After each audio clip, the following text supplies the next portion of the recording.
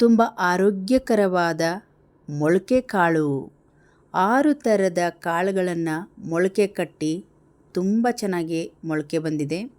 ಇದನ್ನು ಇವತ್ತು ತುಂಬ ಸಿಂಪಲ್ಲಾಗಿ ಎಲ್ಲರೂ ಇಷ್ಟಪಡುವಂತಹ ಒಂದು ಪಲ್ಯವನ್ನು ಮಾಡ್ಕೊಂಬರೋಣ.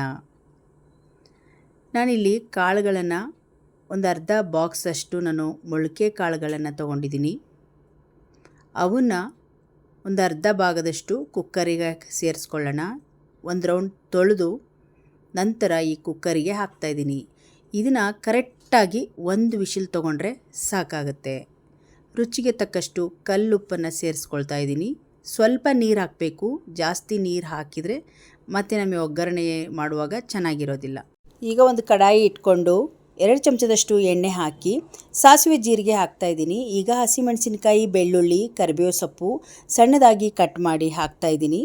1 ಈರುಳ್ಳಿನ ಸಣ್ಣದಾಗಿ ಕಟ್ ಮಾಡಿ ಸೇರಿಸ್ಕೊಳ್ತಾ ಇದ್ದೀನಿ. 1 ನಿಮಿಷಗಳ ಕಾಲ ಇದನ್ನು ಚೆನ್ನಾಗಿ ಮಿಕ್ಸ್ ಮಾಡ್ಕೊಳ್ಬೇಕು.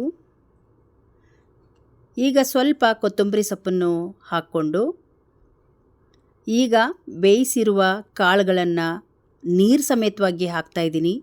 ನೀವು ಬೇಕಿದ್ರೆ 1 ನಿಮಿಷಗಳ ಕಾಲ ಇದನ್ನು ಚೆನ್ನಾಗಿ ಕುದಿಸಿ.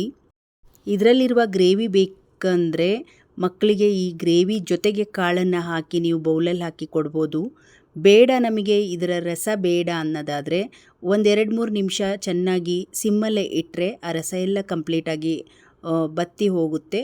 ಈಗ ನೋಡಿ ರಸ ಇಲ್ಲ, ಕಡಿಮೆ ಆಗಿದೆ. ಈ ಸಮಯದಲ್ಲಿ 1 ಬೌಲ್ ಆಗುವಷ್ಟು ಕೊಬ್ಬರಿ ತುರಿಯನ್ನು ಹಾಕ್ತಾಯಿದ್ದೀನಿ.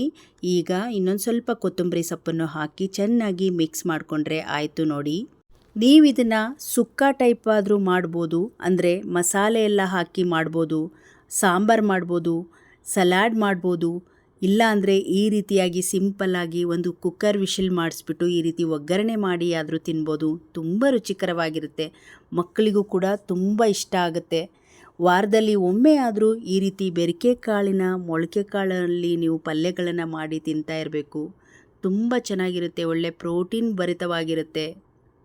ಇವತ್ತಿನ ಸಿಂಪಲ್ ವಿಧಾನದ ಮೊಳಕೆ ಕಾಳು ಪಲ್ಯ ನಿಮಗೆ ಇಷ್ಟ ಆಯಿತು ಅಂದ್ಕೊಂಡಿದ್ದೀನಿ. ಚಪಾತಿ ಜೊತೆಗೆ ಸರ್ವ್ ಮಾಡ್ತಾಯಿದ್ದೀನಿ.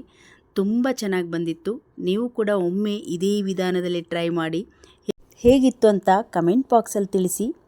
ಈ ವಿಡಿಯೋಗೊಂದು ಲೈಕ್ ಮಾಡಿ, ಈ ವಿಡಿಯೋವನ್ನು ಶೇರ್ ಮಾಡಿ. ಇನ್ನಷ್ಟು ವಿಡಿಯೋಗಳಿಗಾಗಿ ನಮ್ಮ ಗೌರಶ್ರೀ ಕಿಚನನ್ನು ಸಬ್ಸ್ಕ್ರೈಬ್ ಮಾಡಿಕೊಳ್ಳಿ. ಮತ್ತೆ ಮುಂದಿನ ಹೊಸ ರೆಸಿಪಿಯೊಂದಿಗೆ ಸಿಗೋಣ. ಅಲ್ಲಿಯವರೆಗೂ ಧನ್ಯವಾದಗಳು.